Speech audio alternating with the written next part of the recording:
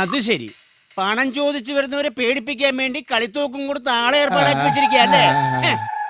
കാണണോടോ, ഇത് കളിത്തോക്കാണോ കളിയല്ലാത്ത തോക്കാണോന്ന്?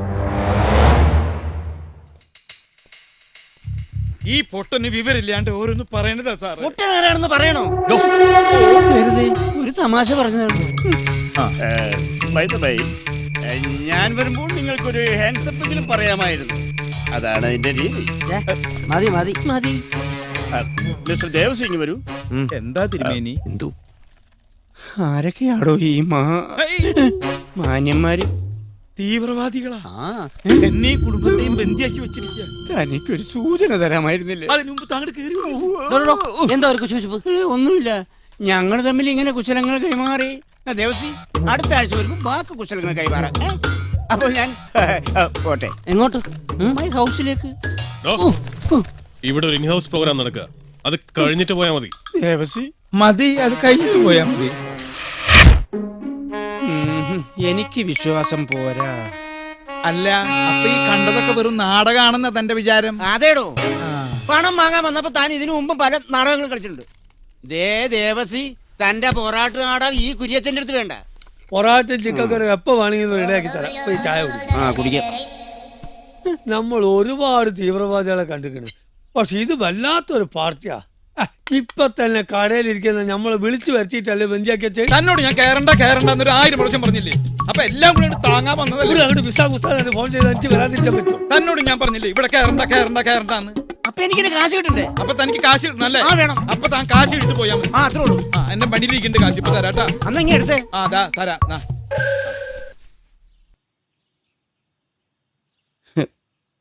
ദേവസി, എന്താ? താൻ എന്നെ ഒന്ന് സഹായിക്കണം. എന്ത്? കടം വാങ്ങിച്ച പണം തൽക്കാലം താൻ എനിക്ക് തരണ്ട. അങ്ങനെ പറഞ്ഞ അങ്ങനെ അത് ഞാൻ തരും. വേണ്ട, അത് പേടിച്ചിട്ട് താൻ പോയാ മതി. എനിക്ക് വേണ്ട. എന്താന്ന്? താൻ എനിക്കൊരു ഉപകാരം ചെയ്യണം. എന്നെ മാത്രം ഇവിടുന്ന് പുറത്തു വിടാൻ താൻ ആ തീവ്രവാദി മൂപ്പനോട് ഒന്ന് പറയണം. പറയില്ലേ? തന്നെ മാത്രം പുറത്തു മതി. അത് ഞാൻ പറയാട്ടാ. ഞാൻ ചായ കുടിക്ക്. മധുരം കുറവുണ്ടെങ്കിൽ പറയേ. കൂടുതലാ മധുരം. ശരിയാ. ഉപ്പിടണ. നിങ്ങൾ എന്താ ഈ പറയുന്നത്? ഞങ്ങളുടെ ഡിമാൻഡ് പറഞ്ഞു കഴിഞ്ഞു. 4 കോടി.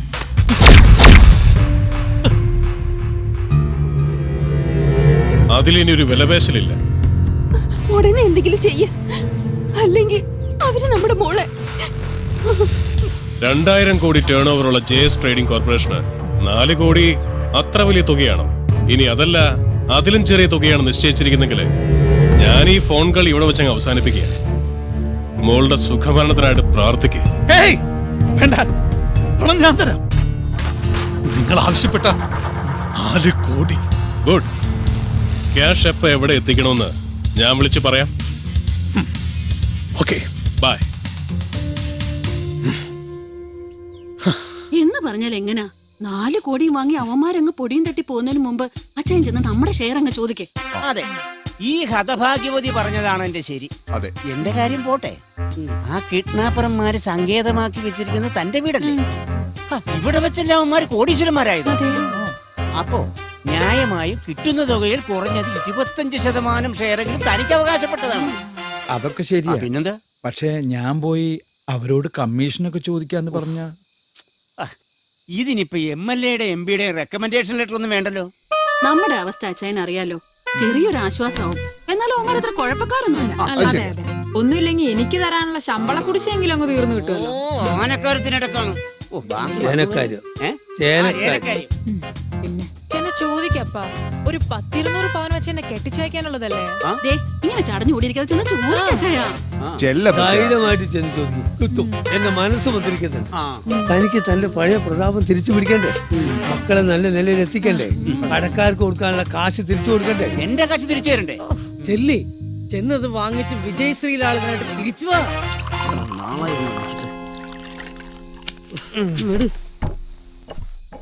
Cheers, huh? Cheers. Bye.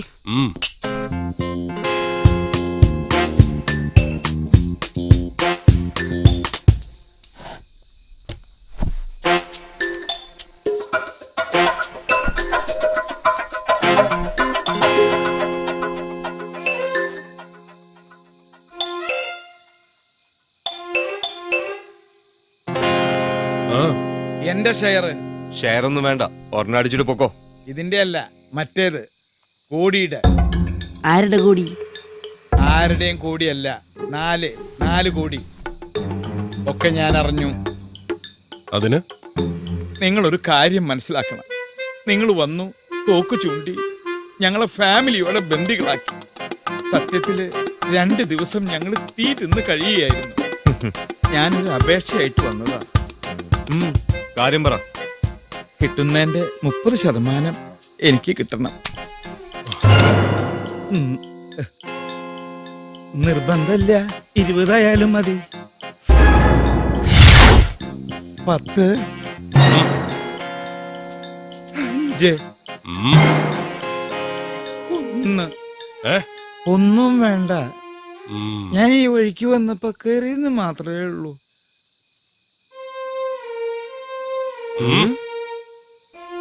എനിക്ക് തിന്നാനല്ല, മോന് വേണ്ടി. വേണ്ടല്ലേ? ആ, പണ്ടാറടങ്ങുള്ളൂ വിശ്വാസികൾ. ഷെയർ കിട്ടിയോ? കിട്ടി. വേണ? അവിടെ സോഡയുണ്ടോ? മണ്ണെണ്ണ മതിയോ? മണ്ണെണ്ണ. ഇയാൾക്കെന്താ വല്ല പ്രാന്തായോ? അതെ, ഞാൻ കുറച്ച് അധികാരം കാണിക്കാൻ പോവാണ്. കാര്യമുണ്ട്, അതിലും കൂടെ ഒഴിക്കാം. കാര്യം പറഞ്ഞുതരാം. ഇതെന്താ 2 ഗ്ലാസ്? അത് പറഞ്ഞുതരാം. ഇതെന്റെ ഗ്ലാസ്, ഇത് മരിച്ചുപോയ എന്റെ മൃത്യുജയം മാമന്റെ ഗ്ലാസ്. ഒഴിക്കേ. മരിക്കുന്നത് വരെ ഞാനും മൃത്യുജയം മാമനും ഒരുമിച്ചിരുന്നേ കഴിക്കൂ. മാമൻ ചത്ത് തലയ്ക്ക് മീതെ നിൽക്കാൻ തുടങ്ങിയിട്ട് കൊല്ലം 2 ആയെങ്കിലും ആ പതിവ് ഞാൻ തെറ്റിച്ചിട്ടില്ല. നല്ല സോഡയല്ലേ? മാമന് ലേശം കൂടുതൽ ഒഴിച്ചോ, നല്ല കപ്പാസിറ്റി മാമന്. നിർത്തി. ചിയേഴ്സ്. മാമനെ ചിയേഴ്സ് പറഞ്ഞത്. മാമൻ ഇങ്ങനെ ചെറ്റത്രയെ കാണിക്കൂ, വെള്ളം പോലും ഒഴിക്കാതെ ഒരൊറ്റ വലിക്ക് അകത്താക്കും. ഞാനങ്ങനെയല്ല, സിപ്പ് ചെയ്തേ കഴിക്കൂ. എങ്ങനെയുണ്ട്? എന്താണെന്നറിയില്ല, നിങ്ങൾ എല്ലാരും കൂടെ കൈവച്ച് പെരുമാറിയതിൽ പിന്നെ ആകെ ഒരു നടുവേദന. പിന്നെ നിങ്ങളെ 4 പേരെയും ഞാൻ സമ്മതിച്ചിരിക്കുന്നു. ജയശങ്കർ എന്ന സിംഹത്തിന്റെ മടയിൽ നിന്നല്ലേ ആ സിംഹക്കുഞ്ഞിനെ നിങ്ങൾ പൊക്കിയെടുത്തോണ്ട് വന്നത്? അവന്റെ 4 അല്ല 400 കോടിയാ വാങ്ങാനുള്ളത്. എന്നിട്ട് വിട്ടുകൊടുത്താ മതി ഇവളെ. മനസ്സിലായല്ലോ? അയ്യോ വേണ്ട, ഇത് നിർത്തിയേ. ഒന്നൊഴിച്ചേ. പിന്നെ അടി നിർത്തിയെന്ന് പറഞ്ഞു. അയ്യോ, ഞാനേ അടി നിർത്തിയിട്ടുള്ളൂ. മൃത്യുജയമാമ അടി നിർത്തിയിട്ടേ ഇല്ല. പുള്ളിക്ക് നല്ല കപ്പാസിറ്റിയാ. ഒഴിച്ചോളൂ. നിർത്തിയ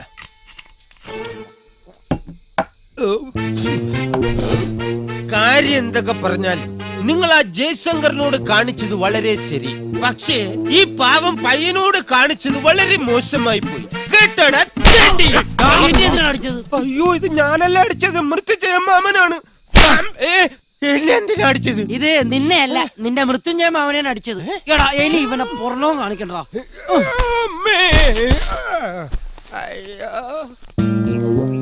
നീ ഇവിടുന്ന് എപ്പ ഇറങ്ങുന്നു ഞങ്ങൾ തീരുമാനിക്കും, കേട്ടോടാ. മൃത്യുഞ്ജയ മാമനും മരുമാനും കൂടെ കുറച്ചാളെ കുടുംബകാര്യം പറഞ്ഞ ഇതിന്റെ അകത്ത് കിടക്ക്, കേട്ടോ.